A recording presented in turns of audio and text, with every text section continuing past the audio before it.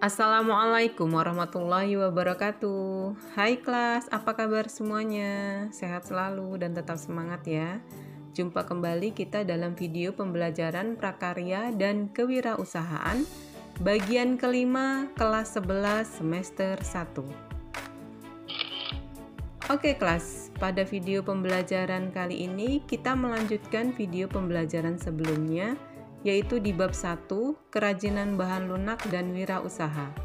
Di bagian C, produksi kerajinan busana dari bahan alami. Yang pertama, merancang produk kerajinan dari bahan alami. Yang kedua, bahan pendukung. Yang ketiga, alat pendukung. Yang keempat, keselamatan kerja. Dan yang kelima, proses kerja, yang terdiri dari A. Membuat rancangan, B. Penyiapan bahan, C. Penyiapan alat, D. Memotong sesuai pola gambar, E. Menjahit, F. Memasang kancing baju, dan G. Membuat hiasan pada rompi. Oke kelas, tujuan pembelajaran. Setelah mempelajari materi produk kerajinan dari bahan lunak dan wirausaha, siswa diharapkan mampu yang pertama mengapresiasi keanekaragaman karya kerajinan dari bahan lunak dan pengemasannya di wilayah setempat dan lainnya sebagai ungkapan rasa bangga dan wujud rasa syukur atas anugerah Tuhan Yang Maha Esa. 2. Mengidentifikasi bahan, motif hias, teknik pembuatan, dan fungsi karya kerajinan dari bahan lunak di wilayah setempat dan lainnya berdasarkan rasa ingin tahu dan peduli lingkungan. 3. Menganalisis unsur estetika dan ergonomis karya kerajinan dari bahan lunak serta menunjukkan semangat kewirausahaan dan inovasi berkarya. 4. Merancang pembuatan karya kerajinan dari bahan lunak dan pengemasannya dengan menerapkan prinsip perencanaan produksi kerajinan serta menunjukkan perilaku jujur, percaya diri, dan mandiri. 5. Mendesain produk dan pengemasan produk kerajinan dari bahan lunak berdasarkan konsep berkarya dengan pendekatan budaya setempat dan lainnya berdasarkan orisinalitas ide dan cita rasa estetis diri sendiri. 6. Membuat karya kerajinan dari bahan lunak di wilayah setempat dan lainnya dengan sikap bekerja sama, gotong royong, bertoleransi, disiplin, bertanggung jawab, kreatif, dan inovatif. 7. Menganalisis keberhasilan dan kegagalan serta peluang usaha kerajinan dari bahan lunak di wilayah setempat dan lainnya dengan memperhatikan estetika dan nilai ekonomis untuk membangun semangat usaha. Oke, kita memasuki pada bagian C, yaitu produksi kerajinan busana dari bahan alami. Oke kelas, istilah busana berasal dari bahasa Sanskerta, yaitu busana, dan istilah yang populer dalam bahasa Indonesia yaitu busana. Oke, pada bahasa Sanskerta, kata busana ada huruf H-nya, sementara pada bahasa Indonesia tidak ya, langsung B-U-S-A-N-A, busana. Dan di bahasa Sanskerta, B-H-U-S-A-N-A, busana. Oke, yang dapat diartikan pakaian. Busana dalam pengertian luas adalah segala sesuatu yang dipakai mulai dari kepala sampai ujung kaki yang memberi kenyamanan dan menampilkan keindahan bagi si pemakainya.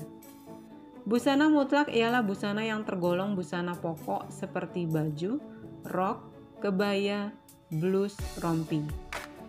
Milineris ialah pelengkap busana yang sifatnya melengkapi busana mutlak serta mempunyai nilai guna di samping juga untuk keindahan seperti sepatu, tas, topi, kaos kaki, kacamata, selendang, scarf, shawl, jam tangan, dan lainnya.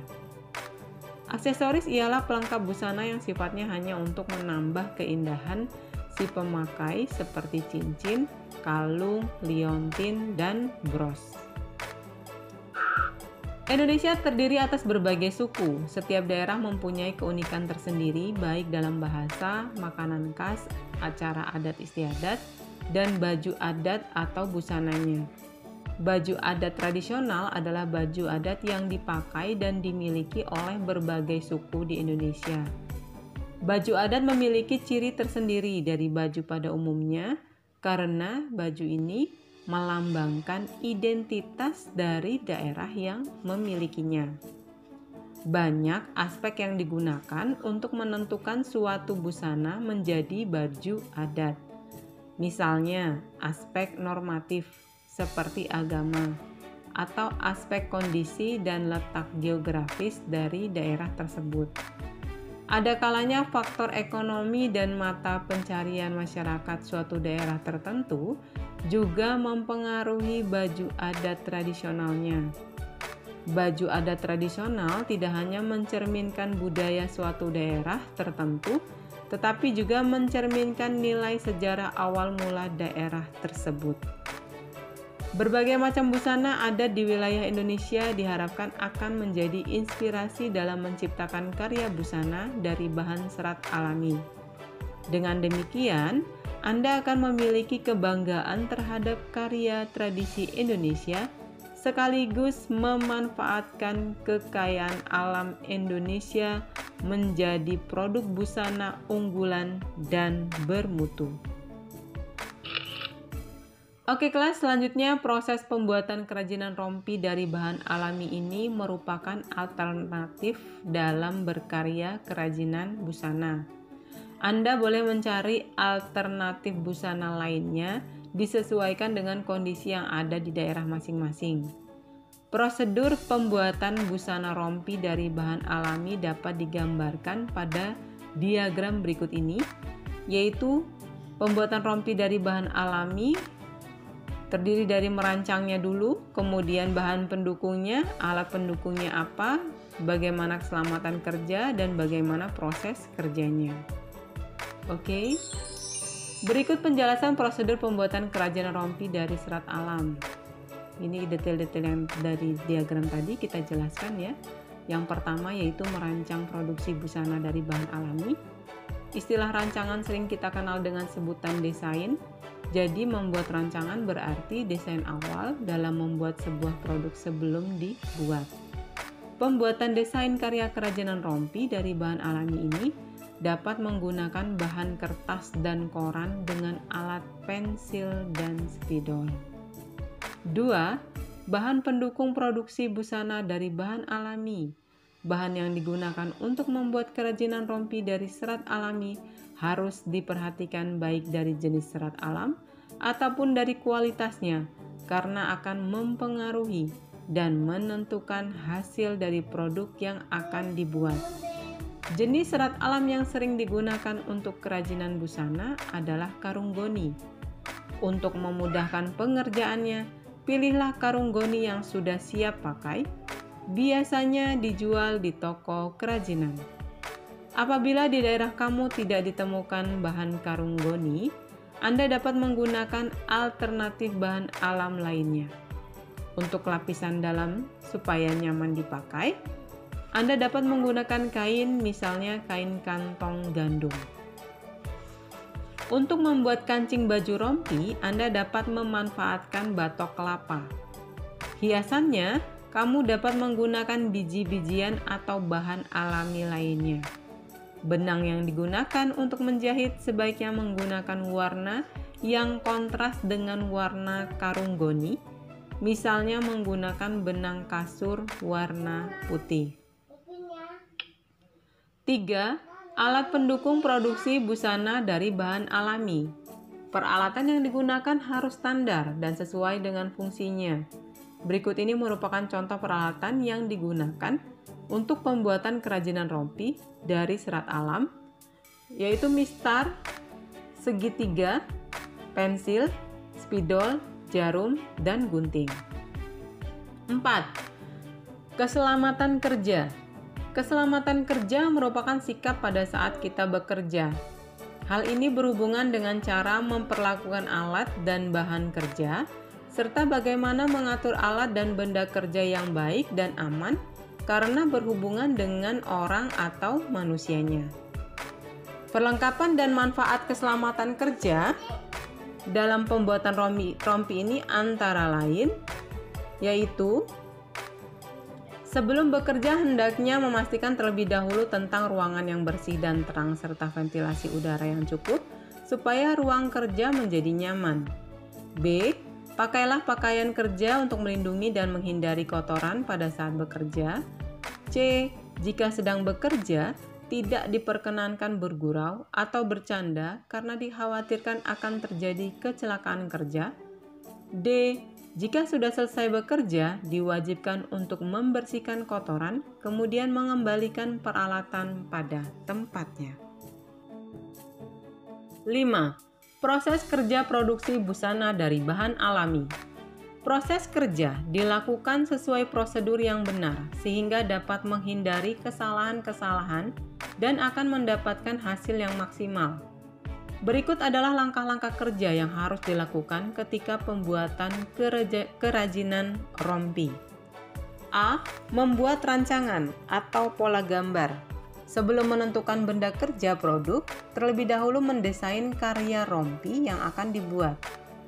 Pelajarilah beberapa pola pakaian khususnya rompi.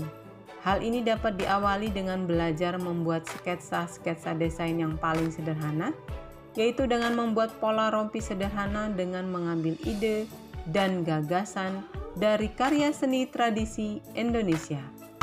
Oke kelas, sebagai contoh pada gambar 1.59 membuat desain atau pola gambar, di sini menggunakan kertas koran. Dan kalian bisa menggunakan kertas lainnya seadanya yang ada di rumah ya. Oke, manfaatkan yang ada di rumah. Oke kelas, selanjutnya bagian B, penyiapan bahan.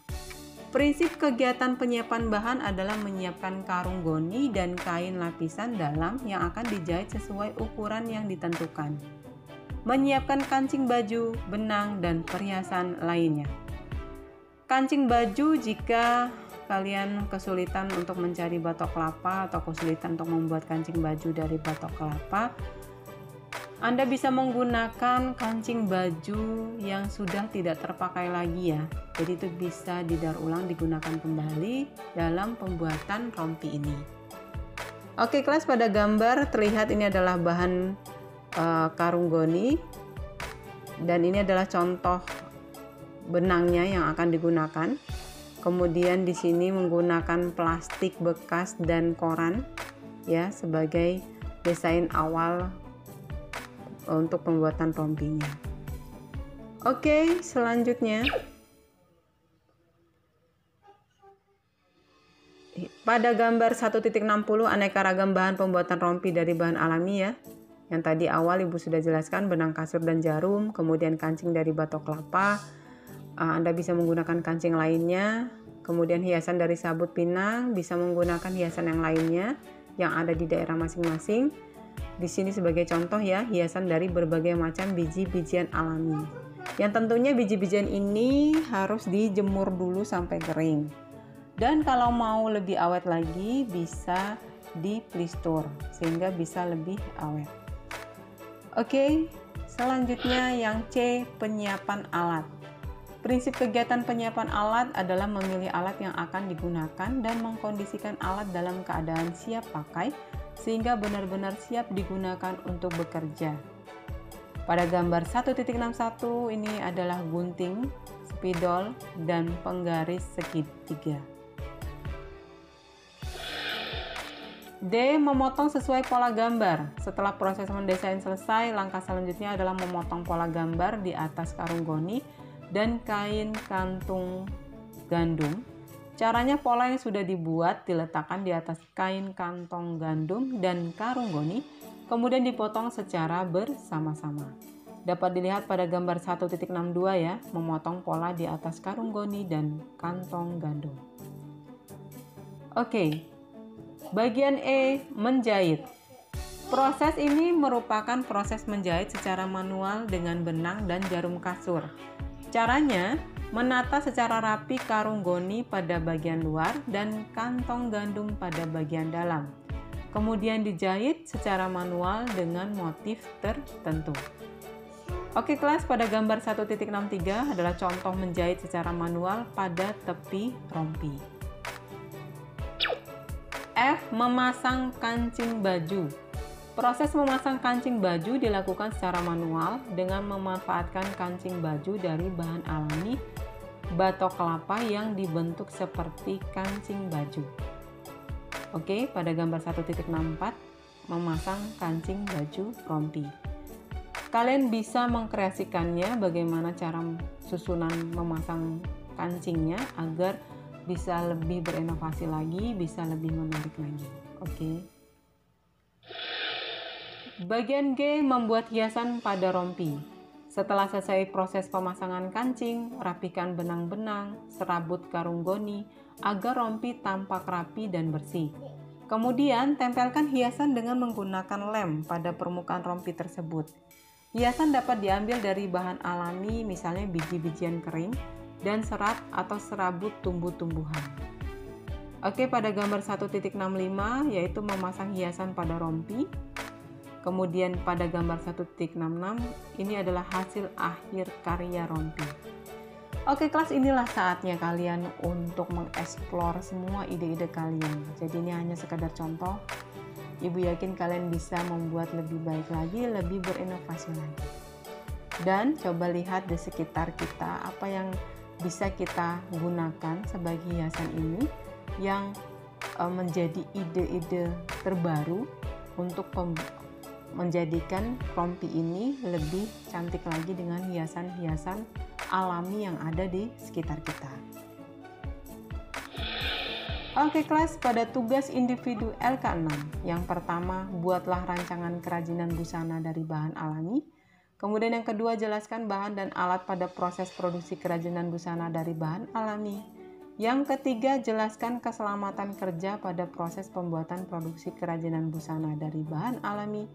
Dan yang keempat, jelaskan proses kerja pada pembuatan produk kerajinan busana dari bahan alami. Oke kelas, sesi kali ini sampai di sini dulu. Pada pertemuan berikutnya, kita akan lanjutkan pada bagian D, yaitu pengemasan produk kerajinan. Di bagian 1, kemasan kertas, yang kedua kemasan kayu, dan yang ketiga kemasan plastik. Oke kelas, tetap semangat dan jaga kesehatan. Jangan lupa like-nya dan jangan lupa share video pembelajaran ini agar bisa lebih bermanfaat lagi bagi lainnya. Dan bagi yang belum klik subscribe-nya agar tidak ketinggalan video-video pembelajaran selanjutnya. Oke kelas, semoga video pembelajaran ini bermanfaat. Thanks for watching. Jangan lupa tetap jaga kesehatannya, tetap semangat. Oke, see you next time. Wassalamualaikum warahmatullahi wabarakatuh.